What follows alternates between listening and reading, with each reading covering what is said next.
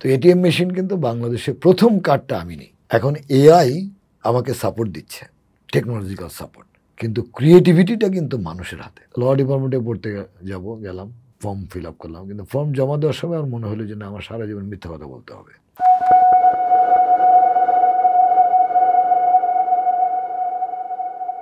সুপ্রিয় দর্শক, মানি রুলসের আজকের প্রোগ্রামে আপনাদের স্বাগতম। আমরা বিভিন্ন সময় সমাজের নোটেবল পার্সনদেরকে হাজির করি আমাদের এই প্রোগ্রামে, আপনারা জানেন, এবং সেখান থেকে তাদের কাছ থেকে বিভিন্ন ধরনের অভিজ্ঞতা, আলোচনা, এগুলো নিয়ে আমরা সমৃদ্ধ হই, আপনারা সমৃদ্ধ হন। আজকে আমি এমন একজন ব্যক্তিত্বকে হাজির করেছি যাকে পাওয়া আমি মনে করি আমার জন্য অনেক সৌভাগ্যের। Marketing, sales, business, research, finance, accounting, নানাবিধ বিষয়ে তার বিস্তর জ্ঞান। তার কাছ থেকে আমরা অনেক কিছু আজকে জানব। তার আগে আমি একটু ছোট করে পরিচয় দেই। আমার সাথে আজকে অতিথি হিসেবে এসেছেন doctor ABM Shahidul Islam, professor, department of marketing, Dhaka university. উনি 86-এ লেকচারার হিসাবে মার্কেটিং ডিপার্টমেন্টে জয়েন করেছিলেন। তারপর থেকে ওনার বর্ণাঢ্য ক্যারিয়ার। উনি ঢাকা ইউনিভার্সিটির সাথে লেগে আছেন, কিন্তু মাঝখানে আরও অনেক কাজের সাথে তার সম্পৃক্ততা এসছে। উনি লিড ইউনিভার্সিটি সিলেট, এটার ভিসি হয়েছিলেন মাঝে। খুব সাকসেসফুলি সেই দায়িত্ব সম্পন্ন করার পরে উনি আবার ঢাকাতে ফিরে আসেন। উনি খুব ইয়াং এজে সিন্ডিকেট মেম্বার হন ঢাকা ইউনিভার্সিটির। ইস্টার্ন ইউনিভার্সিটির প্রতিষ্ঠা লগ্ন থেকে সেটার সাথে জড়িত। উনি ওখানকার ট্রাস্টি বোর্ডের মেম্বার। ব্যুরো অফ বিজনেস রিসার্চের উনি ডিরেক্টর। পড়িয়েছেন ঢাকা ইউনিভার্সিটি সহ অসংখ্য প্রাইভেট ইউনিভার্সিটিতে। অনেক রিসার্চ কাজের সাথে ওনার সম্পৃক্ততা। এতগুলো এরিয়াতে উনি কাজ করেছেন যে তার সাথে আলোচনায় আমরা আজকে ঋদ্ধ হব। আমার অতিথি হিসেবে আজকে আছেন professor doctor ABM Shahidul Islam. আসসালামু আলাইকুম স্যার, এবং অসংখ্য ধন্যবাদ আপনাকে আমার আমন্ত্রণে সাড়া দিয়ে আমার প্রোগ্রামে আসার জন্য। ধন্যবাদ সবাইকে। আমি প্রথমেই আপনাকে পাওয়ার যে সৌভাগ্য, সেখানে আমি প্রথমে আপনাকে একটা প্রশ্ন করতে চাই। সেটা হচ্ছে যে বর্তমান যে টেকনোলজিক্যাল ইনোভেশন বা অ্যাগ্রেশন আমি বলবো, AI এর যে ডেভেলপমেন্ট, এই ডেভেলপমেন্টের ফলে টোটাল মার্কেটিং স্ট্রাকচার চেঞ্জ হয়ে গেছে বলে আমি মনে করি। আপনি যদি এই অ্যানালগ যে যুগটা, সেখান থেকে যে ডিজিটাল ট্রান্সফরমেশন, এই ট্রান্সফরমেশনের কারণে মার্কেটিংয়ের যে মেজর চেঞ্জগুলো হয়েছে, যদি আপনি একটু সংক্ষেপে আমার দর্শকদের বলতেন। অসংখ্য ধন্যবাদ। আসলে এই এআই তো আজকের কনসেপ্ট। আমি যদি খুব ছোটবেলায় চলে যাই, যখন আমরা কুপির বাতিতে লেখাপড়া করতাম, কুপি এবং হারিকেন, তো সেটার পরিবর্তন কিসে আসলো? যখন বিদ্যুৎ চলে আসলো, তখন ওই বিদ্যুতের লাইটে আমরা লেখাপড়া করেছি। আমরা সাইকেল দিয়ে, পায়ে হেঁটে ক্লাসে যেতাম, বিভিন্ন কর্মকাণ্ড করতাম। এরপরে মোটরসাইকেল, গাড়ি। তো এআই হচ্ছে আমাদের সর্বশেষ প্রযুক্তি এখন পর্যন্ত। এআই এর পরে আরও কিছু হবে বা কি হবে সেটা আমরা এখনো বলতে পারছি না। তো পরিবর্তনটা কিন্তু আমার নিজের দেখা গত 50 বছর ধরে। যেমন জনাব সাইফুল ইসলামের নিজের বইয়ের ভিতরেও লেখা আছে, আমি ক্লাসেও এসব উদাহরণ দিয়ে থাকি। কোডাকের একটা এক্সাম্পল দেওয়া আছে ওনার বইতে, দেখলাম, যেটা আমরা বহু বছর ধরে ক্লাসে বলে থাকি। কোডাক একটা ফিল্ম বিক্রি করতো। ডিজিটাল ক্যামেরা আসার সাথে সাথে পুরো উৎপাদন ব্যবস্থা, মার্কেটিং ব্যবস্থা এবং কনজিউমারদের যে ভোগ, আচরণ, লাইফস্টাইল সবই চেঞ্জ হয়ে গেল। আমরা একসময় ফিল্ম কিনে খুব চিন্তা করে ছবি তুলতাম, কারণ ফিল্ম 30টা বা 32টা শট নেওয়া যাবে। এখন হাজার হাজার শট নিলে কিছু আসে যায় না, যেগুলো পছন্দ হয়ে রাখলাম, বাকিগুলো বাদ দিয়ে দিলাম। এটা একটা বড় পরিবর্তন। তা আমি একটু আগে সাইফুল ইসলামকে বলছিলাম যে ফেডেক্সের একটা কেস স্টাডি আমি ক্লাসে পড়াই। এরকম অগণিত উদাহরণ আপনারাও জানেন। ফেডেক্স মূলত চিঠিপত্র বিলি করতেন, কিন্তু যখন ফ্যাক্স চালু হয়ে গেল, ইন্টারনেট চালু হলো, চিঠিপত্র আর ফিজিক্যালি কারো কাছে যায় না। তাহলে কি ব্যবসা বন্ধ হয়ে যাবে? তখন ফেডেক্স নিজে চিন্তা করে বের করলেন যে ভারী জিনিসপত্র আমি, এবং সাথে যোগ করলেন কেমিক্যালস জাতীয় প্রোডাক্ট। এবং সেইটার সাথে সাথে ডিস্ট্রিবিউশনের সুবিধার জন্য উনি শুধু চায়নাতেই প্রায় 1800 ডিপার্টমেন্টাল স্টোরের সাথে একটা চুক্তিবদ্ধ হলেন। দেখা গেল বিজনেস আবার শুরু হয়ে গেল। এই যে মার্কেটিংয়ের পরিবর্তন কিন্তু এভাবেই হচ্ছে। এরকম অগণিত উদাহরণ দিয়ে দেখা যায় যে ডিজিটাল যুগে, অর্থাৎ ডিজিটালাইজড হওয়ার কারণে আমাদের চাহিদার পরিবর্তন হয়েছে, ভোক্তার চাহিদা, এবং ভোক্তাকে মাথায় রেখে একজন ব্যবসায়ীকে কাজ করতে হয়। কারণ at the end customer is the only source of income. আমি কত টাকা ইনভেস্ট করলাম, কত টাকার বিল্ডিং বানালাম, সব কিছু ডিপেন্ড করতেছে আমার ক্রেতারা আমার প্রোডাক্ট বা আমার সার্ভিসকে গ্রহণ করবে কিনা। এই কারণে হার্ভার্ড ইউনিভার্সিটির জার্নালে, টু মাই নলেজ 2014 একটা রিসার্চ আর্টিকেল ছিল, সেখানে বলা ছিল যে কাস্টমার সেন্ট্রিক পয়েন্ট, ক্রেতা কেন্দ্রিক, মানে whatever the initiatives we are going to take, we must take keeping in mind the target audiences but target customers.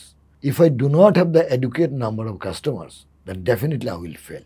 So before financing, before starting any activity, any business activity, we must consider যে আমি sufficient ক্রেতা পাবো কিনা। Sustainable শব্দটা আসছে, sustainable তো শুধু পরিবেশের সাস্টেইনেবল নয়। একটা কোম্পানি যদি ইনভেস্ট করে উপযুক্ত রিটার্ন না পায় তাহলে তো ওই কোম্পানি সাস্টেইনেবল হবে না। কাজে সাস্টেইনেবল করার জন্য আমাকে খেয়াল করতে হবে যে আমি কি পরিমাণে ক্রেতা পাবো এবং আমার বিক্রির পরিমাণ কি হবে, এবং মার্কেট যদি খুব ছোট হয় সেই প্রোডাক্ট শুরু করা যাবে না। হ্যাঁ, শুরু করা যায় যদি that is a unique product এবং অনেক কস্টলি যদি হয়।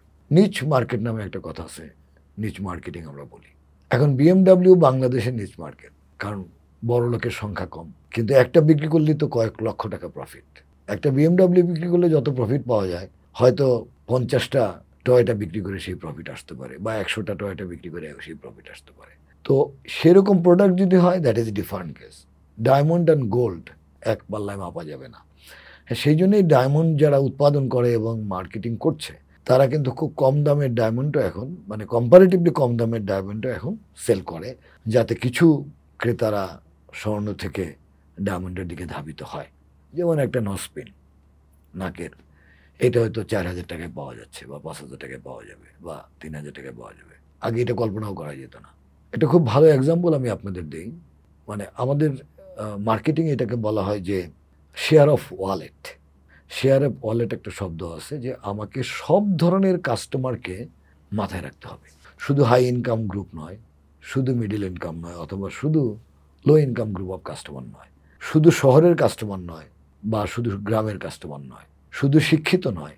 সেরকম ইউনিলিভার যখন দেখলো যে শ্যাম্পু একটা সময় মূলত বড় লোকের প্রোডাক্ট ছিল, কারণ শ্যাম্পু কখনো আগে ছোট ব্যাগে পাওয়া যেত না, এরকম বড় কন্টেনারে পাওয়া যেত, 50 টাকা থেকে 100 টাকা দাম, 150 টাকা দাম।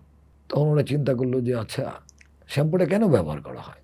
Two present the person himself or herself. মানুষ নিজেকে প্রেজেন্ট করতে চায় সুন্দরভাবে, সুন্দর চুল। এখন এই আকাঙ্ক্ষা কি শুধু শহরের মানুষেরই আছে, শুধু বড় লোকেরই আছে? নয়, সেটা ঠিক না। ওই গ্রামের খুব কম ইনকামের লোক, তারও আকাঙ্ক্ষা হয় যে মেয়ের বিয়েতে, ছেলের বিয়েতে, অথবা কোনো স্পেশাল বন্ধুদের সাথে দেখা করতে হলে একটু নিজেকে সেজেগুজে প্রেজেন্ট করা। তখন তারা প্রথম 1 টাকার শ্যাম্পু বাজারে চালু করলো, এবং ইট ওয়াজ এ রেভলিউশনারি ডিসিশন। আমার জানা মতে শুরুতেই থেকে প্রায় কয়েক শত কোটি টাকা তাদের ইনকাম হতো। এখন এই 1 টাকার শ্যাম্পু 3 টাকায় ট্রান্সফর্ম হয়েছে, বিভিন্ন কারণে ইনফ্লেশন বা জিনিসপত্রের দাম বেড়ে গেছে। আমি বাংলাদেশের বেশ কয়েকটা নতুন বিষয়ে, ওই ডিজিটালের কথা আসছে তো, পরামর্শ দিয়েছিলাম। যেমন আমি যখন বাইরে থেকে প্রথম আসি, then I was facing the trouble because of banking system. শুক্র শনি বন্ধ থাকে। এখন 4 বছর ইউকেতে ছিলাম, সবসময় কার্ড ব্যবহার করেছি। বাংলাদেশে দেখি যে কার্ডও নাই, এটিএম মেশিনও নাই।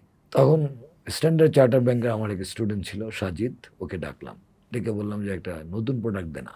তো আমাকে প্রথম বললো, স্যার ব্যাংকের আবার প্রোডাক্ট কি? আমি যে আরে গর্ধপ, এই যে নতুন কোনো সুবিধা দেওয়াটাই একটা প্রোডাক্ট। স্যার বলেন কি করা যেতে পারে? আমি যে এটিএম মেশিন চালু করো, আমি তো টাকা পয়সা তুলতে পারতেছি না। বললে স্যার বাংলাদেশে এটিএম মেশিন? আচ্ছা স্যার, আমি একটু আলাপ করি। তো বাংলাদেশ ব্যাংকে যখন সাজিদ আলাপ করতে যায়, তখন বাংলাদেশ ব্যাংকের ওই সময়কার executive director, that was I think 1995, আমি 94-এ ফিরে আসছি, 94-এর শেষে বা 95 হবে টু মাই নলেজ। তখন ওই মিটিংয়ে এক্সিকিউটিভ ডাইরেক্টর বলছিলেন যে আপনার মাথা খারাপ হয়েছে সাজিদ সাহেব, শাবল দিয়ে ভেঙে টাকা নিয়ে যাবে। বাংলাদেশে আমার জানা মতো এখন পর্যন্ত কোথাও নিউজ পাইনি যে শাবল দিয়ে ভেঙে কেউ টাকা নিয়ে গেছে। কিন্তু খোদ ইউকেতে যখন এটিএম মেশিন চালু হয়, ওই মেশিনের বিরুদ্ধে ট্রাক উঠিয়ে দিয়ে 2 বার টাকা নিয়ে চলে গেছে। তারপরে ওরা ক্যামেরা বসিয়েছে এবং ওই ট্রাককে ধরেও ফেলেছে। তো এটিএম মেশিন কিন্তু বাংলাদেশে প্রথম কার্ডটা আমি নেই। ও, তো দ্যাটস মানে অ্যামেজিং একটা ব্যাপার। But interesting part is that যে how the technology can help. এখন এটিএম কার্ড তো নিলাম, ওই সময়ে ইন্টারনেট এত ভালো ছিল না, ব্যাংকের ব্রাঞ্চও কম ছিল। তো ধানমন্ডি, পুরো ধানমন্ডিতে 2টা এটিএম মেশিন ছিল, একটা ল্যাবএইডের নিচে সাথে, আর একটা ছিল ধানমন্ডি 12-এ বা 10th-এ, আমার মনে নেই। তো নর্মালি শুক্র ও শনিবার ব্যাংক বন্ধ থাকে, টাকা দরকার হলে আমি হয়তো ওইখান থেকে টাকা তুলতে যাই। তো ইন দ্য বিগিনিং দেখা গেল বেশিরভাগ সময়ই টাকা তুলতে পারি না, নেট কাজ করে না। যে তখন আমার মনে হলো যে আরে করছে কি, আমি যে কোনো মেশিন থেকে কেন টাকা তুলতে পারতেছি না। তো আমি 1 মাস না 3 মাস 2 মাস পরে আমার মেজাজ খারাপ হয়ে গেল, কার্ডটা ভেঙে টেঙে ফেলে দিলাম। ওকে ফোন দিয়ে বললাম যে আয়। বলল স্যার কী হয়েছে? আমি কি ঘোড়ার ডিম করছিস? আমি তো টাকা তুলতে পারি না। কয় স্যার তাহলে কী করা যায়? আমি বললাম যে আমি যে কোনো মেশিন থেকে টাকা তুলবো, ইন্টারেক্টিভ এটিএম মেশিন কেন চালু করস নাই? তখন সাজিদ আমাকে বলছিল স্যার এখন আপনার মাথা খারাপ হয়েছে, অন্য ব্যাংক কেন আমার ব্যাংকের কাস্টমারে টাকা দিবে? আমি যে আরে দেবে। While I was in UK my bank was royal bank of Scotland. তা আমি এটিএম কার্ড দিয়ে লন্ডনে যখন আসতাম আমি ব্যাংক অফ ইংল্যান্ড থেকে টাকা তুলেছি। তো ওই দেশে হইলে এ দেশে হবে না কেন? Standard charter bank did not accept it. তো একদিন প্রেস ক্লাবে একটা গোল টিভি বৈঠকে ছিলাম, আমার পাশেই বসেছিলেন দাস বাংলা ব্যাংকের ডিএমডি। তো ওনাকে বললাম যে আমার একটা বুদ্ধি আছে, নিতে পারেন? বললো স্যার কী বুদ্ধি বলেন তো? আমি বললাম যে ইন্টারেক্টিভ এটিএম মেশিন চালু করেন। বললো স্যার কীরকম? আমি যে আপনার মেশিন থেকে যে কোনো ব্যাংকের এটিএম কার্ড দিয়ে টাকা তোলা যাবে। তো উনি বললেন স্যার এটা পসিবল? আমি যে হ্যাঁ পসিবল, কারণ আমি প্র্যাকটিস করে আসছি। স্যার আজকেই মিটিং করব এখান থেকে যেই। উনি ঠিকই মিটিং করেছেন এবং 15 দিনের ভিতরে দাস বাংলা ব্যাংক কিন্তু এই মেশিন সর্বপ্রথম বাংলাদেশে চালু করে। এখন দাস বাংলা ব্যাংকের সবচেয়ে বড় স্ট্রেংথ হচ্ছে যে তাদের কোনো ডিপোজিট লাগে না। তো ফাইন্যান্সে যদি আমি সাকসেসফুল হতে চাই তাহলে আমার এই টাকাটা প্রপারলি ইউজ করতে হবে এবং সেইটা কাস্টমারের দৃষ্টিকোণ থেকে আমাকে ফাইন্যান্সিং করতে হবে। আচ্ছা, আমি একটু আপনাকে ইন্টারাপ্ট করি স্যার। তার মানে আপনি বলতে চাচ্ছেন যে বিজনেস, ধরুন bank they are doing business, standard chartered ব্যাংকের কথা বললেন, দাস বাংলার কথা বললেন, তাহলে বিজনেসে creativity is a very important aspect. Creative দিক থেকে যে যতদূর এগিয়ে যাবে সে যদি তার ক্রিয়েটিভিটিটাকে ইমপ্লিমেন্ট করতে পারে তাহলে সে বিজনেসে ভালো করবে। তাহলে এআই আসার পরে, আমি এআই নিয়ে কথা বলছিলাম, যে এআই আসার পরে মানে ক্রিয়েটিভিটি, মানুষের ক্রিয়েটিভিটিতে নতুন একটা আসপেক্ট যুক্ত হয়েছে। তাহলে এখনকার বিজনেসটা যেভাবে শেপ হচ্ছে, আমরা বাংলাদেশের বিজনেসগুলো যেভাবে সামনে এগুচ্ছে, আপনি কি মনে করেন যে এগুলো টেকসই হতে পারবে ওয়ার্ল্ড কনটেক্সটে? কারণ আমরা এখন তো গ্লোবাল ইকোনমির একটা পার্ট। ওকে, ক্রিয়েটিভিটি শব্দটা নিয়ে আমি কাজ করেছিলাম একদম বিগিনিং অফ মাই লাইফ 1991-এ। কারণ আমি অ্যাডভার্টাইজিং এজেন্সি ক্লায়েন্ট রিলেশনশিপের উপরে পিএইচডি করেছি। ওইখানে ক্রিয়েটিভিটি একটা গুরুত্বপূর্ণ part. So creativity not only in business, you need in everywhere. True. আমি পার্সোনাল লাইফে, কনজিউমার লাইফে একটা ক্রিয়েটিভ আইডিয়া থেকে তো একটা ডিজাইন তৈরি হয়। এখন ভালো ডিজাইন হলে পরে এই যে বাংলাদেশে একটা প্রোডাক্ট বিকেম ভেরি পপুলার, মাসাক্কলি নামে একটা সালোয়ার কামিজ। এইটা এমন পপুলার হয়েছিল যে ওই গুলশানের মেয়ে থেকে শুরু করে গার্মেন্টসের মেয়েরা পর্যন্ত এই মাসাক্কলির জন্য, এবং এমন ঘটনা বাংলাদেশে মাসাক্কলি, হ্যাঁ, মেয়েদের একটা সালোয়ার কামিজের ডিজাইন আর কি। এবং কয়েকটা মেয়েকে এটা কিনে দেয় নাই বলে তারা আত্মহত্যা করেছিল।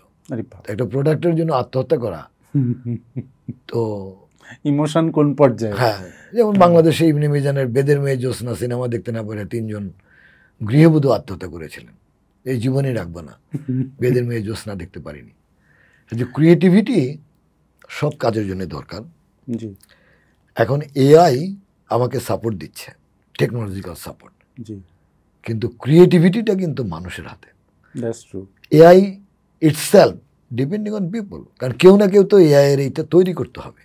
আমি সবসময় বলি যে আমাদের সৃষ্টিকর্তা আমাদের যা দিয়েছেন আর কি, এইটার উপরে যত টেকনোলজি তৈরি হোক, সেই টেকনোলজির উপরেও যে টেকনোলজি তৈরি হবে সেটা মানুষই করবে। That is true. কিন্তু স্যার আমি আপনার সাথে এখানে একটু কথায় আসি। এখন এআই আমাকে globally, definitely AI is one of the most important parts now it is. আমি নিজেও যখন এখন অনলাইনে বক্তৃতা দেই, সাথে সাথে এআই আমাকে ওই ইমেল করে, আমার যেহেতু ফোন নাম্বার দেওয়া আছে, সো আমি যে ফোন নাম্বারটা ব্যবহার করি যে আপনার এই মোবাইল লাইনে ওদের এআই ইউজ করে আর কি, আমার পুরো বক্তৃতা সামারি করে সাথে সাথে আমাকে ইমেল করে পাঠিয়ে দেয়। কি সাংঘাতিক ব্যাপার। তো এআইয়ের উপরে প্রথম বক্তৃতা আমি শুনেছিলাম আজকের যে প্রধান উপদেষ্টা, অন্তর্বর্তীকালীন সরকারের প্রধান, ওনার ভাই ইব্রাহিম স্যারের কাছ থেকে। আমরা 2018 সালে ব্যাঙ্গালোরে ইনফোসিসে সোশ্যাল বিজনেস ডে করছিলাম, তখন ইব্রাহিম স্যার এই এআইয়ের উপরে বক্তৃতা দিয়েছিলেন। তো এআই আমাদেরকেও ব্যবহার করতে হবে এবং ব্যবহার হচ্ছে। এআইয়ের মূল সমস্যা হচ্ছে বাংলাদেশে অন্য জায়গায় পুরোপুরি ব্যবহার শুরু হয় নাই, কিন্তু যতটুকু ব্যবহার হচ্ছে সেটাতে কোনো নিয়ন্ত্রণ নাই। ইনফরমেশন খুব সহজেই লিক হয়ে যাচ্ছে। এই জায়গাটায় এই লাস্ট উইকে লন্ডন থেকে এআই এক্সপার্ট একজন এসেছিলেন, যিনি এর উপর পিএইচডি করেছেন প্রায় আজ থেকে 10 বছর আগে। ইউকে ক্যাটাবলে চাকরি করেন। আমার কলিগ ছিলেন এক সময়, যে while I was the vice chancellor of the leading university Sylhet. তো তার অবজারভেশন হচ্ছে যে এআই বাংলাদেশে সিরিয়াসলি এখনো ব্যবহার শুরু হয় নাই, কিন্তু তার আগে আমাদের কন্ট্রোলটা খুঁজতে হবে, না হলে আমাদের সমস্ত ইনফরমেশন লিক হবে এবং তখন আমরা সমস্যা ফেস করতে পারি। কিন্তু সমস্যাটাকে আমি কখনো সমস্যা মনে করি না, কারণ আমি সবসময় যে কথাটা বলি, there is a problem, there is a solution. একসময় ইন্টারনেটে যখন আমরা ই কমার্স শুরু করি, টু মাই নলেজ বাংলাদেশে তো অবশ্যই, ওয়ার্ল্ডে ই কমার্সের উপরে কোনো পেপার তখন ছিল কিনা আমি জানি না, দ্যাট ওয়াজ 1994-95, নর্থ সাউথ ইউনিভার্সিটিতে একটা ইন্টারন্যাশনাল কনফারেন্স হয়েছিল। আমার পেপারটা ছিল ই বিজনেসের উপরে, ই কমার্সের উপরে, এবং সারা পৃথিবীতে একটি মাত্র বই ছিল তখন। এটাতে লেখাপড়া করতে যে আমি দেখলাম যে পৃথিবীর কোথাও বই আর ঔষধ ছাড়া কেউ অনলাইনে কিছু কিনছে না। কারণ ল্যাক অফ ট্রাস্ট, যে আমার পাসওয়ার্ড নাম্বার নিয়ে টাকা নিয়ে নিবে, এবং টাকা নিয়েছো। এবং সেই কারণে আপনারা খেয়াল করবেন যে যখন ই বিজনেস শুরু হলো, অনলাইন শপিং শুরু হলো, তখন কিন্তু পৃথিবীর ডেভেলপ কান্ট্রিগুলোতে প্রচুর স্কলারশিপ দিত, একদম ফুল স্কলারশিপ, এইসব ব্যাপারে যদি কেউ রিসার্চ করে। আমি আমার ইউনিভার্সিটি অফ স্ট্রাথক্লাইড গ্লাসগোতে আমি দেখতাম যে একদম বিল্ডিংয়ের সামনে লিফলেট ভরা, ফ্রি স্কলারশিপ, কেউ যদি এই অনলাইন সিকিউরিটির উপরে পিএইচডি করে। এখন কিন্তু অনলাইন কোনো সমস্যা নয়, তখন একটা সময় বড় ব্যাপার ছিল। সো এআইও তাই হবে, ভবিষ্যতে যেমন প্রবলেম তৈরি হবে তার সলিউশনও তৈরি হবে। আচ্ছা স্যার, আমি আরেকটা প্রশ্নে আপনাকে যাই, সেটা হচ্ছে আপনি অ্যাজ প্রফেসর অফ মার্কেটিং এর প্রশ্নটা একদম, সেটা হচ্ছে বিজনেসম্যানরা, আমি অনেক বিজনেসের কনসালটেন্সি করেছি, আমি দেখেছি যে বিজনেসম্যানরা মার্কেটিং অ্যান্ড সেলস একসাথে করে ফেলে। এটা যদিও মানে একে অপরের সাথে খুবই সম্পৃক্ত, তারপরে এটাকে একটু ডিফারেন্সিয়েট করে মানে একটু ক্লিয়ার করবেন কিনা যে হোয়াট ইজ মার্কেটিং? অবশ্যই, এটা আসলে আমরা মার্কেটিং এর প্রফেসর হিসেবে আমরা যেভাবে বিষয়গুলোকে লেখাপড়া করি বা আমাদের ডিপার্টমেন্টে মার্কেটিং স্টুডেন্টরা যেভাবে করে, হয়তো যিনি বিজনেস করছেন উনি অবশ্যই বাস্তব জীবনে অনেক অভিজ্ঞ, কিন্তু থিওরিটিক্যালি তো আর এত অভিজ্ঞ থাকেন না। কাজেই marketing and sales interrelated, একদম ঠিক বলেছেন।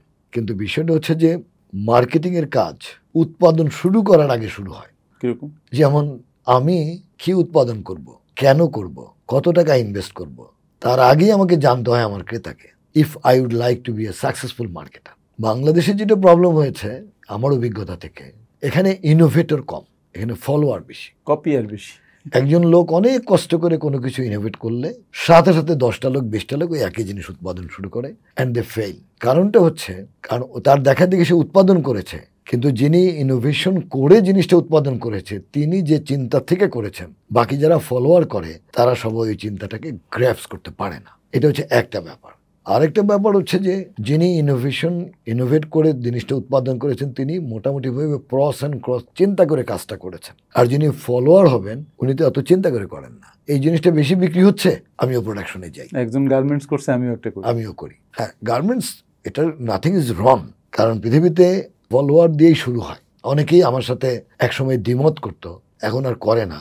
কারণ খোদ ভারতে আমি যখন একটা কবিতা সম্মেলনে গেলাম তখন আমি বলছিলাম ওই সম্মেলনেই কাকদ্বীপে কবিগুরু রবীন্দ্রনাথ ঠাকুর অনেক বছর আগে একটা বই আমি পড়েছিলাম, ওর নামটা এখন মনে নেই। ইন্ডিয়ার একজন ভদ্রলোক ওনার উপর পিএইচডি করেছেন, অর্থাৎ উনি এই বইটা লেখার কারণে পিএইচডি পেয়েছেন। বইটা কি, যে রবীন্দ্রনাথ ঠাকুর কোন কোন কবিতা অন্যের কবিতা অনুবাদ করে নিজের নামে চালিয়ে দিয়েছেন। উনি 100টি কবিতা বের করেছেন সারা পৃথিবীর বিভিন্ন বিখ্যাত কবিদের, সেই কবিতা রবীন্দ্রনাথ ঠাকুর হুবহু অনুবাদ করে নিজের নামে ছাপিয়েছেন। এবং উনি এই রিসার্চ করতে যেয়ে ওই কবিতা বাম পাশে রেখেছেন, ওই কবিতা কার লেখা, কবে প্রকাশ হয়েছে, রবীন্দ্রনাথ ঠাকুর কবে এই কবিতা পাবলিশ করেছেন, কোন পত্রিকায় করেছেন, এবং পাশাপাশি দিয়েছেন, এবং সেই কারণে উনি পিএইচডি পেয়েছেন। কিন্তু রবীন্দ্রনাথ ঠাকুরের আবার ফলোয়ার সারা পৃথিবীতে লক্ষ লক্ষ। তা আমি যখন হুমায়ুন আহমেদ স্যার আমার অনেক ক্লোজ ছিলেন, তো ওনাকে মাঝে মাঝে আমি বলতাম কার কাছ থেকে আইডিয়া নিয়েছেন, মিসির আলী, বই তো জীবনে কম পড়েন নাই। তো উনি হেসে দিতেন,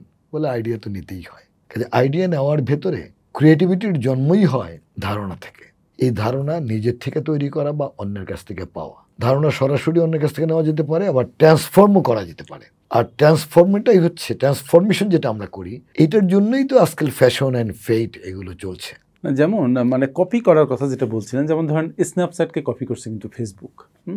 পৃথিবীতে বহু ব্যবসার কপি হয়েছে, কারণ কত ইনোভেশন সম্ভব। কারণ প্রত্যেক এন্টারপ্রেনার কিন্তু ইন্ডিভিজুয়ালি একটা ইনোভেট করে নতুন বিজনেস শুরু করতে পারবে না, এত বিজনেস নাই আসলে। হ্যাঁ, কিন্তু ওই যে যিনি কপি করেছেন বলছি, ওইখানে ইনোভেশন আছে তো। হ্যাঁ, ইনোভেশনের সাথে যুক্ত আছে। আজ থেকে 50 বছর, 50 বছর না, 40 বছর আগে, I started my university life is 45 years back, 1979। তো আমাদের একজন শিক্ষাগুরু ছিলেন ডক্টর আবদুল্লাহ ফারুক। বেসিক্যালি উনি ইকোনমিস্ট, হ্যাঁ। কিন্তু বাংলাদেশে উনি প্রথম পিএইচডি করেছেন জুট মার্কেটিং এর উপরে, সম্ভবত 1954 বা 52-তে। ব্রিটিশ প্রফেসর ছিল তখন ঢাকা ইউনিভার্সিটিতে। তো উনি এই যে বলেছিলেন আমাদেরকে যে আমার যদি ক্ষমতা থাকতো, বাংলাদেশ সরকার যদি আমি থাকতে পারতাম বা কখনো, তাহলে আমি ধোলাই খালকে অ্যাপ্রুভাল দিয়ে দিতাম যে তোরা যা খুশি বানাতে থাক, শুধু লিখবি মেড ইন বাংলাদেশ। তো কেন উনি বলতেন? কারণ উনি আমাদেরকে 5টা দেশের অর্থনৈতিক উন্নয়নের ইতিহাস পড়াতেন। একটা হচ্ছে আমেরিকা, আর একটা ইউকে, আর একটা জাপান, আর একটা রাশিয়া, সাথে বাংলাদেশ পড়াতেন। তো স্পেশালি জাপানের উন্নয়নের মূল কারণই হচ্ছে জাপানের অবস্থা বাংলাদেশের চেয়ে অনেক খারাপ ছিল একসময়। দ্বীপ দেশ, অগণিত দ্বীপ, প্রত্যেকটা দ্বীপে এক একজন রাজা ছিল, এরা শুধু মারামারি করত। এই মারামারি করতে যে ওরা নিজেদের অস্ত্র নিজেরা বানাতো। তো অনেক আগে মেইজি রেস্টোরেশন নামে একটা কথা আছে, রাজার নাম ছিল মেইজি। তো মেইজি রাজা আসার পরে উনি ওদেরকে বললেন যে তোমরা যা কিছু বানাবা, যেটা অতিরিক্ত যা হয় তোমাদের ব্যবহারে, সব আমাকে দিবে, আমি কিনে নিব। এগুলি জাপান প্রথম রপ্তানি করা শুরু করলো। তারপরে বললো তোমরা নিজেরা যা যা পারো বানাতে থাকো, সব আমি কিনবো। হ্যান্ডিক্রাফটসের বাংলাদেশেও এরকম ডেভেলপমেন্ট হয়েছিল, যে কারণে মুসলিম তৈরি হয়েছে একসময়, জগৎ বিখ্যাত, তাই না? তো জাপান কিন্তু ওই ছোট ছোট ইন্ডাস্ট্রি থেকে আজকে এত বড় ইন্ডাস্ট্রির জন্ম হয়েছে। সো আমরা যদি ধোলাই খালকে অনুমতি দিতাম, তাহলে এতদিনে বাংলাদেশের বহু আগে গাড়ি বানিয়ে ফেলতো। আমি একটা ছোট্ট এক্সাম্পল শুধু দিব। 1993-তে I was presenting in paper in British Academy of Management conference. এটা আপনার লন্ডনে ছিল। তো ওইসব কনফারেন্সে একদিন সোশ্যাল ডে থাকে। তা আমাদেরকে একটা ইন্ডাস্ট্রি ভিজিটে নিয়ে গেলেন। ইন্ডাস্ট্রির নাম হচ্ছে অ্যাস্টন মার্টিন কার প্রডিউসার্স ইন্ডাস্ট্রি।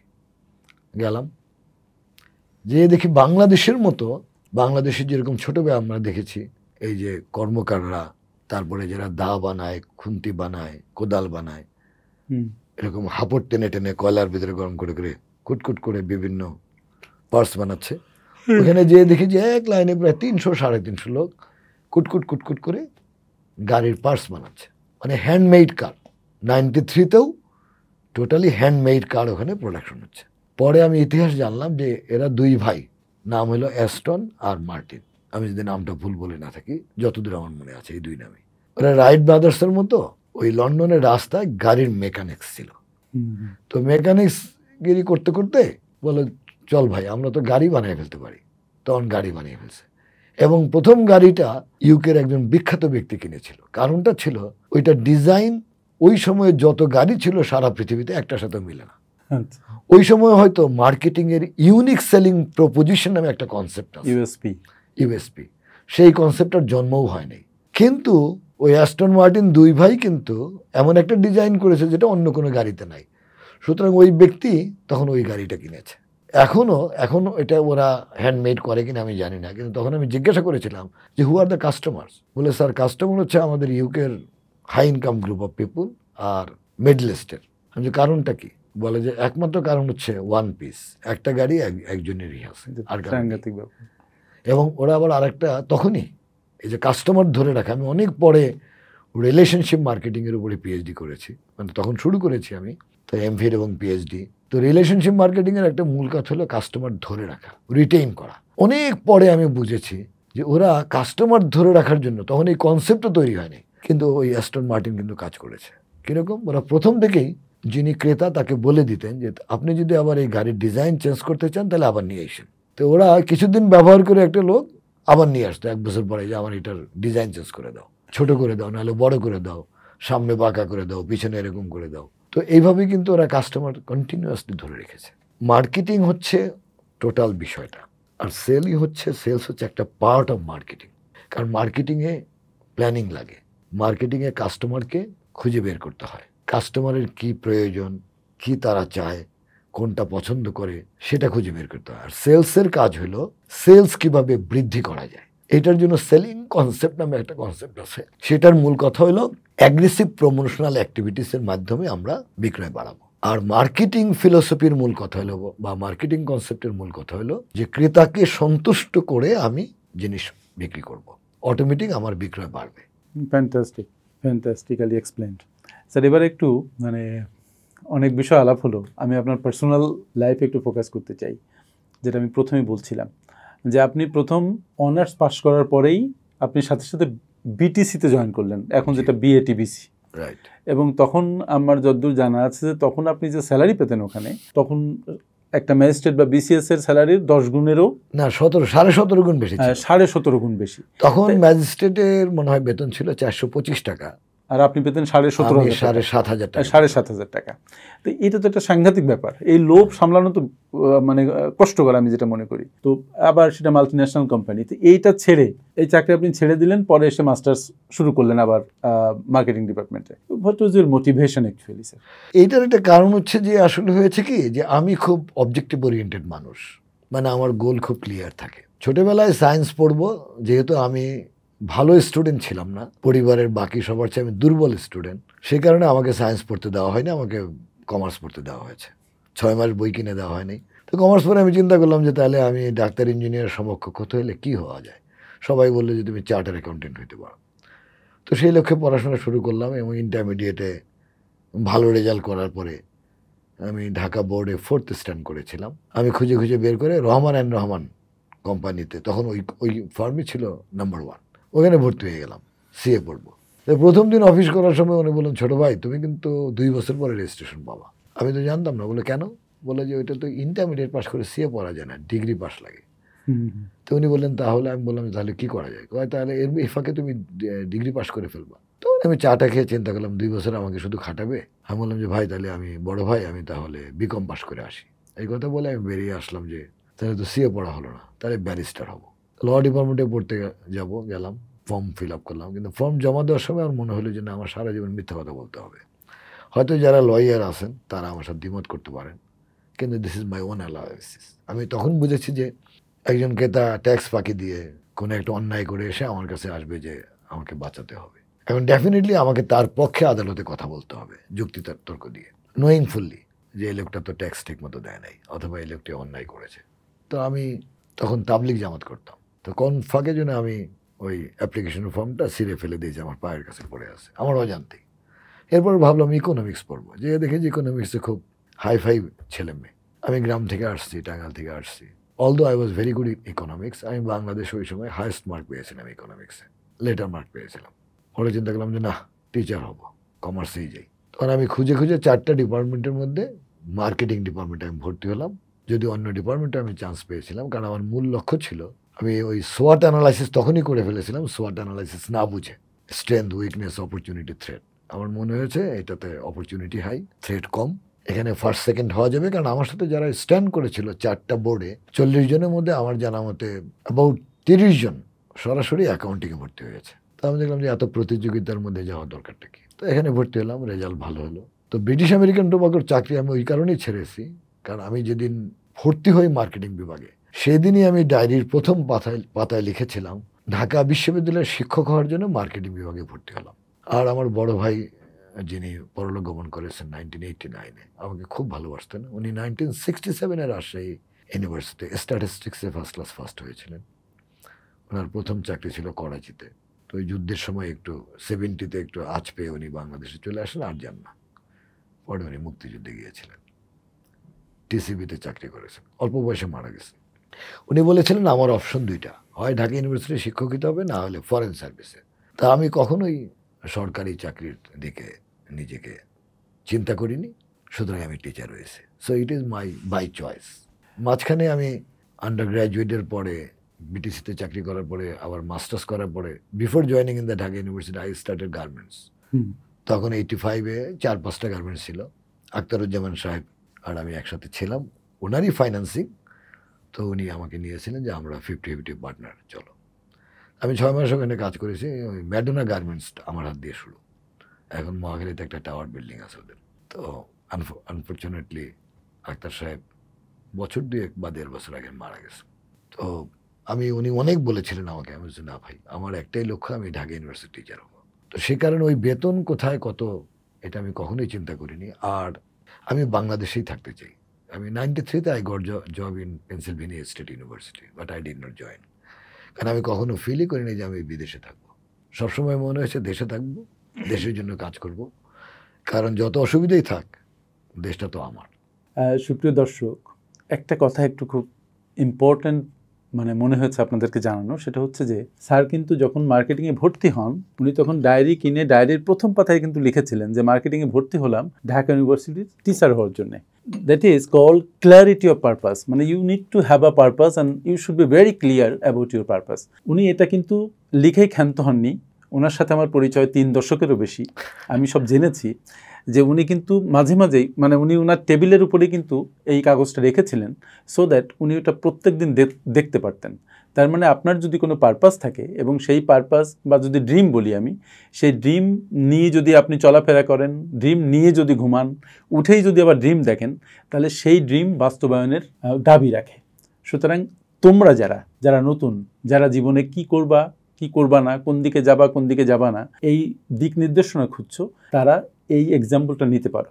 কি করতে হবে, তুমি তোমার পারপাসটা লিখে ফেলবা, লিখে সেটা তুমি এমন এক জায়গায় রাখবা যেন তুমি দেখতে পাও। ঘুমোতে যাওয়ার আগে, ঘুম থেকে উঠে, যখনই তুমি তোমার পড়ার টেবিলের সামনে যাও বা তোমার কর্মস্থলের সামনে যাও, তুমি যেন এটা দেখতে পাও। এই দেখতে পেতে পেতে তোমার মনের মধ্যে একটা বিশ্বাস জন্মাবে এবং একসময় তুমি সেখানে পৌঁছে যাবে। যাই হোক, আমি আবার ফিরি স্যার। আমি একটু বলি শুধু, আমি এই কাগজটা লিখেছিলাম ওই কাচের নিচে, এবং আমার যেটা এখন মানে আমার অ্যানালাইসিস আর কি, যে আমি নিজেকে নিজে বলতাম যে শহীদ, যদি টিচার হইতে চাও তাহলে কিন্তু ফার্স্ট সেকেন্ড হইতে হবে। তো এটা পরবর্তীতে আমি দেখেছি যে পড়াশোনা করে এটাকে বলা হয় সেলফ ড্রাইভিং ফোর্স।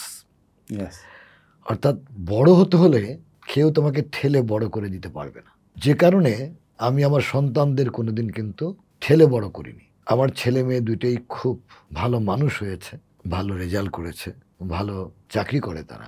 আমি চেষ্টা করেছি সেলফ ড্রাইভিং ফোর্সটাকে তৈরি করার জন্য। একজন বাবা মা সারাদিন পিছনে লেগে জিপিএ 5 পেতে হবে, গোল্ডেন জিপিএ 5 পেতে হবে, পড়তে হবে, এটা বলে বলে কোনোদিন তাদেরকে পড়ানো যায় না। যদি তুমি নিজের থেকে কাজটা না করো, অন্যের বলার কারণে করলে সেই কাজে তোমার কমিটমেন্ট থাকবে কম। আর যদি নিজে ভালোবেসে কাজটা করো তাহলে সেটা হবে with full commitment and sincerity. তাহলে এখানে আমি আপনাকে একটা প্রশ্ন করি, সেটা হচ্ছে অনেকে বলে যে ট্যালেন্ট হচ্ছে এমন একটা বিষয় যেটা তাকে সাকসেসফুল হতে হেল্প করে, আবার অনেকে বলে যে লাকও একটা বড় ব্যাপার সামনে এসে দাঁড়ায়। তো what do you think, either it is talent or luck or action or discipline? Okay, আসলে একটু বলি তাহলে, এইটা নিয়ে আবার আরো অনেকেই কনফিউশনে থাকে। এটা হচ্ছে combination of all the things, all the aspects. কিরকম একটা উদাহরণ দিই। একটা লোক বিজনেস করছে, হঠাৎ করে দেখা গেল যে তার কম্পিটিটিভ প্রোডাক্টের একটা প্রবলেম হয়েছে, যে কারণে এটা বাজারে অ্যাভেলেবল না। এখন এইটাকে আমি কি লাক বলবো?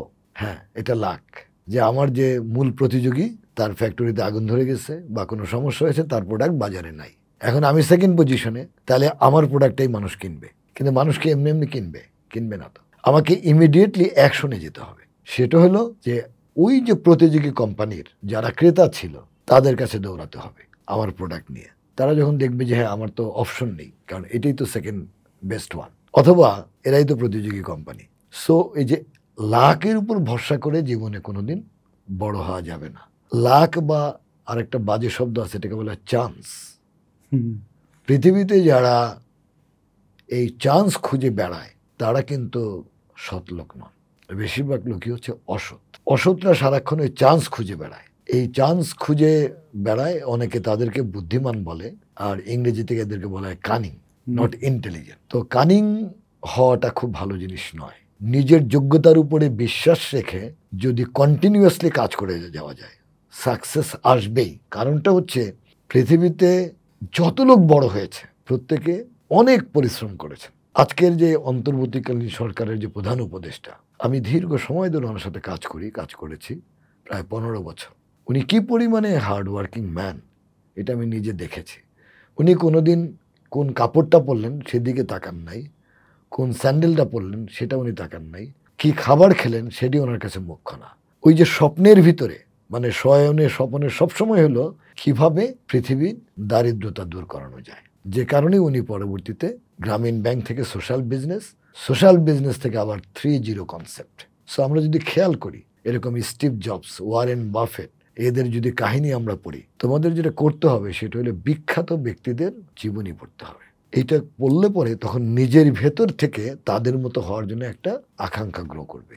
আর আকাঙ্ক্ষা না থাকলে পরে ড্রাইভিং ফোর্স তৈরি হবে না এবং কাজের মোটিভেশনও পাওয়া যাবে না। That is true. যেমন আপনার এই কথার সাথে একটা কথার মিল পাই আমি নেপোলিয়ন হিলের থিঙ্ক অ্যান্ড গ্রো রিচ বইতে। Yeah. যিনি বলছে যে desire should be a burning desire, then it will Yeah. Act as a driving force towards implementation of your desire or dream, যাই বলি। স্যার, অনেক বিষয় নিয়ে আলাপ করলাম। আরেকটা বিষয়, সেটা হচ্ছে আমি বলছিলাম যে আপনার ব্যক্তিগত বিষয় নিয়ে।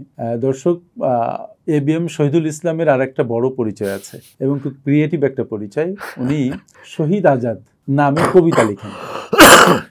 ওনার গ্রন্থ সংখ্যা এখন 8টা, মানে কবিতার বই আর কি, কবিতার বই। এমনি একাডেমিক বই তো আছে। হ্যাঁ, তা আমি এখন কবি শহীদ আজাদ, ABM শহীদুল ইসলাম নয়, কবি শহীদ আজাদের সাথে যদি বলি যে এত ব্যস্ততা, এত কাজ এবং মার্কেটিং ডিপার্টমেন্ট সামলানো, কদিন আগে আপনি মার্কেটিংয়ের চেয়ারম্যান ছিলেন, মানে খুব ব্রু দায়িত্ব, তার মধ্যে কবিতা লেখেন এবং সেখানে আপনার প্রচণ্ড ভালোবাসা আছে। এই কবিতা, আমার একটা খুব বেসিক প্রশ্ন হচ্ছে, why do you write poem? Well, আসলে বিষয়টা কি, আমি যেভাবে দেখি আর কি, মানে প্রত্যেকটা মানুষই কিন্তু ক্রিয়েটিভ ম্যান কোনো না কোনো দিক দিয়ে। একটা উদাহরণ দিই, পুরন ঢাকায় যে ব্যবসা করেন বা যিনি ব্যবসা করেন, উনি জীবনে হয়তো মার্কেটিং পড়েন নাই, মার্কেটিং নামও শোনেন নাই, কিন্তু উনি বাস্তবে কিন্তু মার্কেটিং সাকসেসফুলি করে আসছেন। এটা ওনার ক্রিয়েটিভিটি। তো বাঙালি তো বাই চয়েস একটু ইমোশনাল। আর আমি ছোটবেলা থেকেই এই প্রথম নজরুল সেনা করতাম, তারপরে আমরা দাদাভাইয়ের কুচিকাচা শুরু করেছিলাম, তারপর নিজেরাও একটা উন্মেষ সাহিত্য সাংস্কৃতিক সংগঠন একটা সংগঠন করেছিলাম টাঙ্গাইলে, আমার বাড়ি টাঙ্গাইল। তে কবিতা লেখাটা আমার শুরু হয়েছে ক্লাস 9-এ যখন আমি পড়ি। আমার 1 বছর জুনিয়র, বেসিক্যালি 2 বছরের, আমার তো 1 বছর গ্যাপ গিয়েছে আমার ফাদার মারা যাওয়ার কারণে। মেহেদি ইকবাল নাম, জামালপুরে, এখন ডাক্তার। সে বলে যে শহীদ ভাই আপনি একটা কবিতা জমা দেন। আমি বললাম যে আমি তো কবিতা লিখিনি কোনোদিন। বলে যে না, আপনার কথাবার্তা শুনে মনে হয়েছে যে আপনি ভালো কবিতা লিখতে পারবেন। এবং আমার প্রথম কবিতা কিন্তু স্বাধীনতার উপরে, 26শে মার্চ উপলক্ষে। মনে আছে? স্কুলে যে না, ওই কবিতাটা মনে নেই, ম্যাগাজিন বের হলো, সেই ম্যাগাজিন কবিতাটা ছাপিয়ে দিলেন।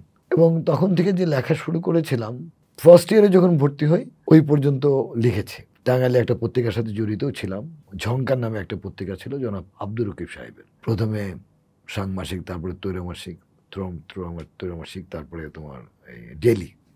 ওইখানে আমরা ওই কবিতা, গল্প এগুলো ছাপাতাম আর কি তখন। তো উনি নিজেই একদিন আমার এখানে চলে আসলেন যে যেভাবে কবিতা লিখতেছো তাতে তোমার লেখাপড়া ব্যাহত হবে, কবিতা লেখা বন্ধ, আগে টিচার হও তারপরে কবিতা লিখ। তা আমি কিন্তু বহু বছর মাঝখানে লিখিনি মানে ওইভাবে লিখিনি, মানে কবিতা তো ভেতর থেকে আসে, মুখে আওড়াতাম, মাঝে মাঝে লিখতাম, কারণ ওই টিচার হইতে হবে, ফার্স্ট সেকেন্ড হইতে হবে, তারপর টিচার হওয়ার পর আবার ডিগ্রি না করলে তো প্রমোশন পাওয়া যাবে না, আবার আর্টিকেল লিখতে হবে, যে কারণে একাডেমিক লেখা।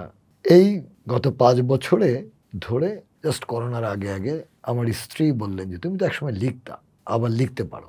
তো ওই দিনই সকালে হাঁটার সময় আমার মনে হয়, কারণ অনেক কবিতা মুখে আওড়াইতাম, লিখতাম না। তো ওই দিন হাঁটছি কলা ভবনের সামনে দিয়ে, তখন মনে হলো হাঁটছি ভাবছি। তো এটা চিন্তা সাথে মোবাইলে লিখে ফেললাম, একটা ছড়ার মতো লেখা হয়ে গেল। এবং অনেক বছর পরে, সম্ভবত 18 সালে হবে তখন, ওইটা এই 7 বছর হয়ে গেছে শেষের দিকে। এরপরে তো অনেকগুলো বই বেরিয়েছে, বিভিন্ন কবিতা সম্মেলনেও গিয়েছি। আপনার সবচেয়ে প্রিয় কবিতা একটু যদি শোনেন আমাদের, আপনার লেখা।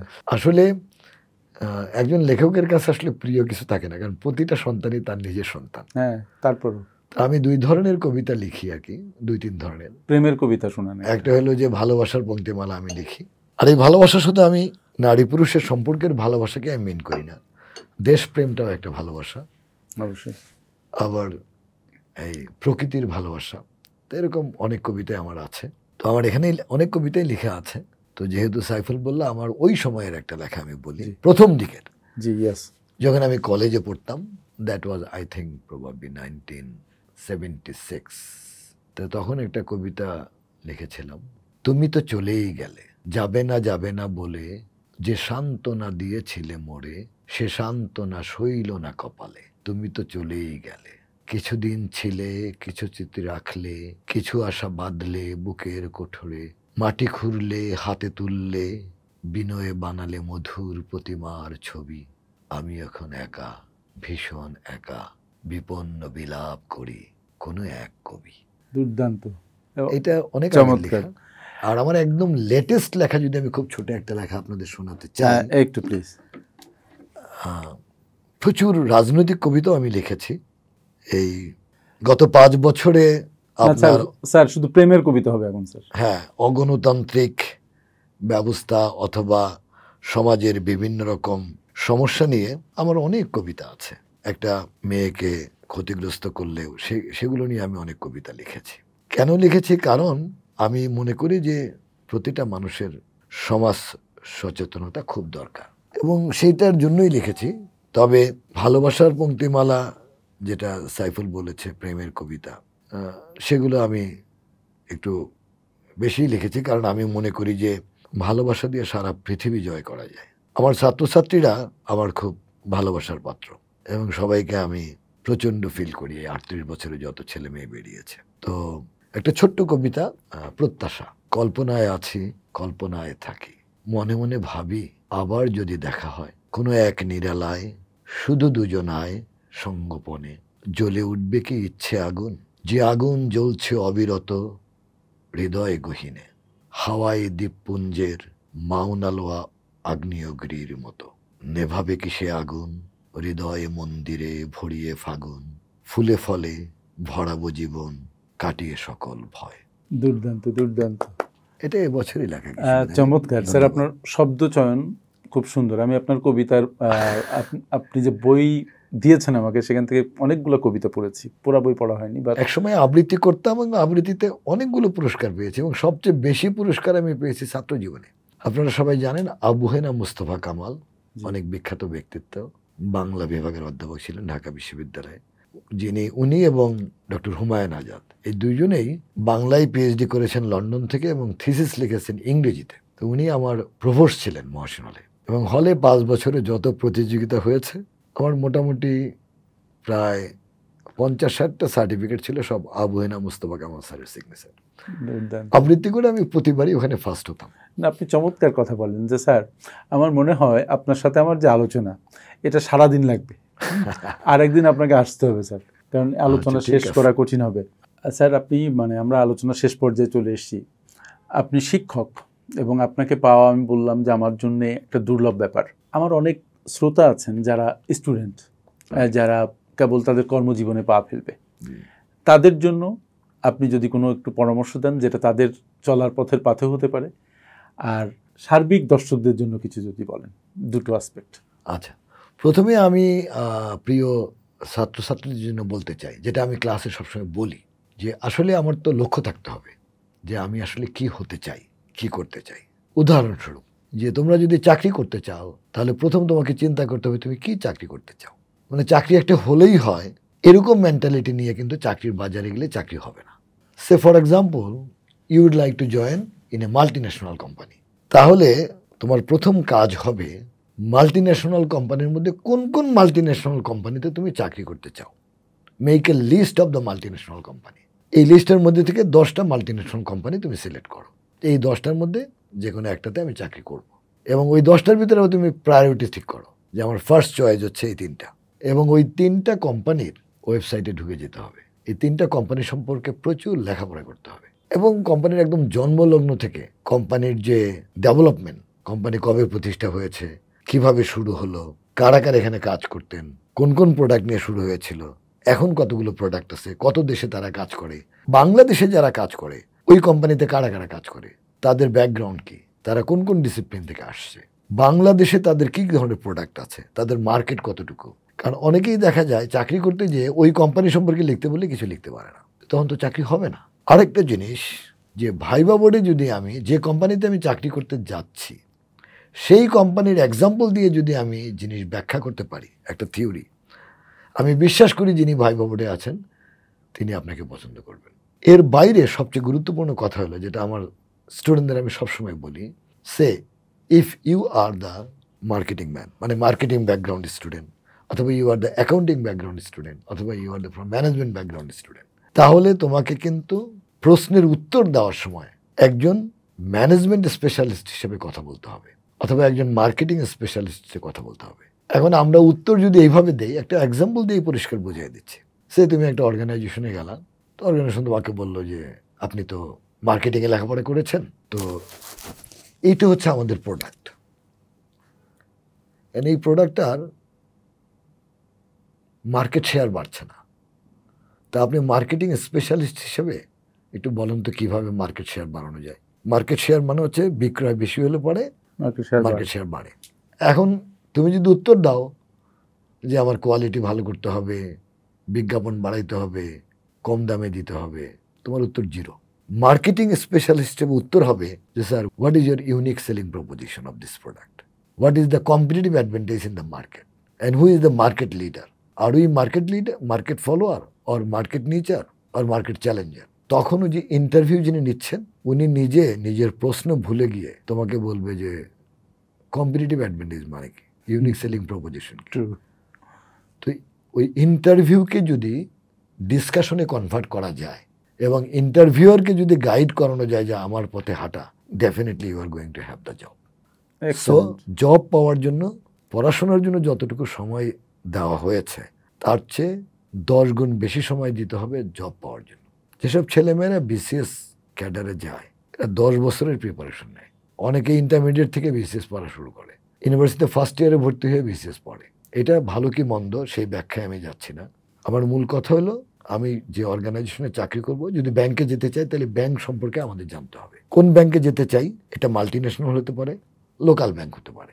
ব্যাংক কি কাজ করে, ব্যাংক কি ধরনের প্রোডাক্ট অফার করে, কি ধরনের সার্ভিস দেয়, এখানে কি কি গ্যাপ আছে, কিভাবে এটাকে ভালো করা যেতে পারে, এগুলো চিন্তা করে ইন্টারভিউ বোর্ডে যেতে হবে, so that you can speak out like an expert. আমরা যখন ইন্টারভিউ বোর্ডে বসি আমরা কিন্তু রেজাল্ট দেখে চাকরি দেই না। আমরা ইন্টারভিউ বোর্ড থেকে বলি যে এই ছেলেটাতে আপনার কাজ হবে, ওইটা আমরা দেখি।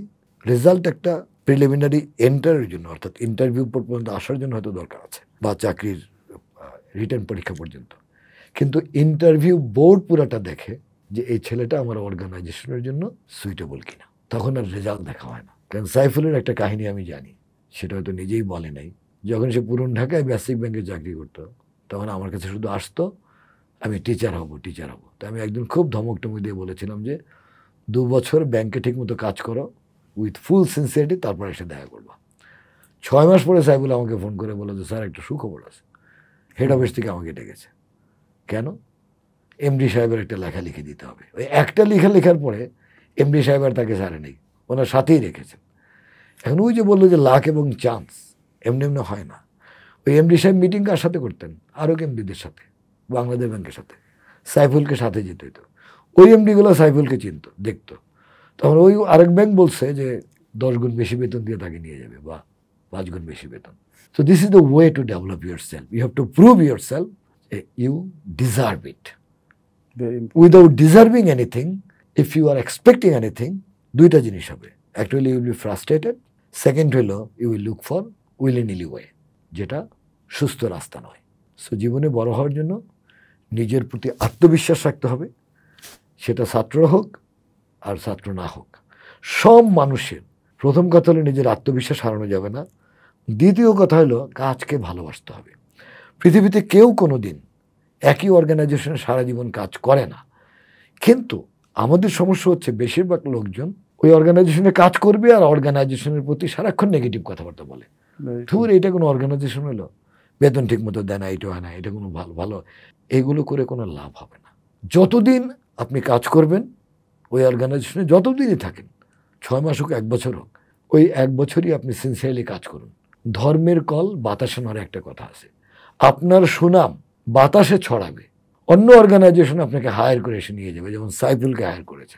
আমার ছেলে প্রথম চাকরি করতো $2000, এখন তার প্রায় অন্তপক্ষে 5-6 গুণ বেশি বেতন। আমি তার বেতনের কথা জিজ্ঞাসা করি না, 5-6 গুণ বেশি বেতনে চাকরি করে।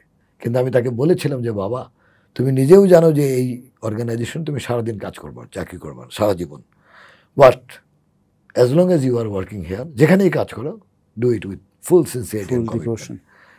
এটা নিজের জন্য দরকার।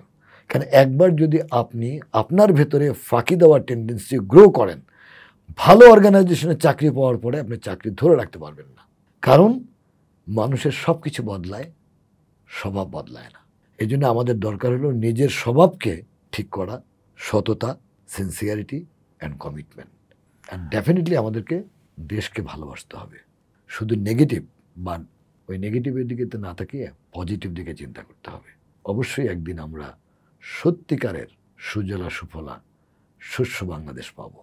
যার যার জায়গা থেকে আসুন, সঠিকভাবে কাজ করি, দেশ উন্নত হবেই ইনশাআল্লাহ। Thank you sir. আপনি আপনি কনক্লুডিং রিমার্কটাও করে দিলেন। এখন আমি শুধু আপনাকে ধন্যবাদ জানাতে চাই যে আমার দর্শকদের উদ্দেশ্যে এত সুন্দর করে অনুপ্রেরণামূলক এবং মানে জ্ঞানগর্ভ আলোচনা করার জন্য। আপনাকে আবারও ধন্যবাদ আমার সাথে এসে আলোচনা অংশগ্রহণ করার জন্য। থ্যাংক ইউ ভেরি মাচ, অসংখ্য ধন্যবাদ। সুপ্রিয় দর্শক, আমরা আজকে এই অনুষ্ঠানের সমাপ্তি ঘোষণা করছি এবং আমি আশা করছি স্যারকে আরেকদিন পাবো এবং তখন আরও বিস্তারিত আলাপ করব। আপনাদের অসংখ্য ধন্যবাদ আমাদের সাথে এতক্ষণ থাকার জন্য। আসসালামু আলাইকুম।